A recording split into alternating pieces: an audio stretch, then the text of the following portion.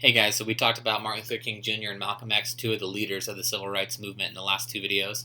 This video, we're going to talk a little bit more about Lyndon B. Johnson, the president who signed the Civil Rights Act. We're also going to talk about what segregation is and more about the Civil Rights Act itself. So first, Lyndon B. Johnson. I told you guys in Monday's video, was the president that took over after John F. Kennedy was assassinated. When he took over, he had a lot to deal with.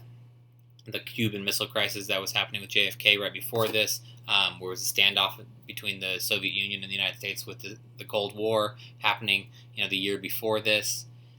So a lot of major events had happened in U.S. history right before this, and he took over right after John F. Kennedy was killed. And like I said, he also signed the Civil Rights Act of 1964. So a lot was happening in those few years in U.S. history, including the Civil Rights Movement. And Lyndon B. Johnson here with his dog at home while he's president shows he wasn't always doing super important serious things. He did everyday things like we do as well, at playing with dogs, but he did sign the Civil Rights Act of 1964.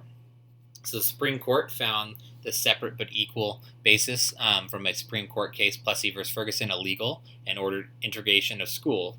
And so before this, schools could be separate, where you'd have a school of predominantly white students and a school for minority students. They found that illegal and against the rights of all American citizens, and so they decided to integrate and make the schools combine instead. In 1954, the Supreme Court declared that segregated schools were inherently unequal, meaning they did not have the same standards, they didn't have the same materials, and they weren't fair. Some school districts in the South desegregated peacefully. In some states, however, resistance to the desegregation resulted in violence that required federal intervention. And so some schools had no problems. They decided to just come together and make the schools better as a whole, while others did not have that same process. Some had to have federal troops actually come in and make it happen. So in 1960, 6 years after the decision, it took federal marshals to escort 4 African American girls so they could enroll in their New Orleans school. So some states resisted for a long time. They broke the law for almost 6 years before they finally were forced by the federal government to comply. Groups such as the NAACP and CORE took part in nonviolent protests, including boycotts and sit-ins.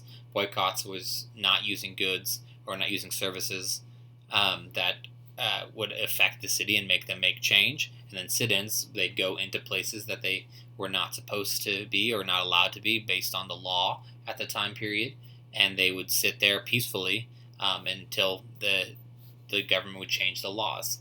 Literacy tests to prevent African American voters were outlawed, and a number of African American voters increased dramatically after this. So a lot of things went into the Civil Rights Act. They fought against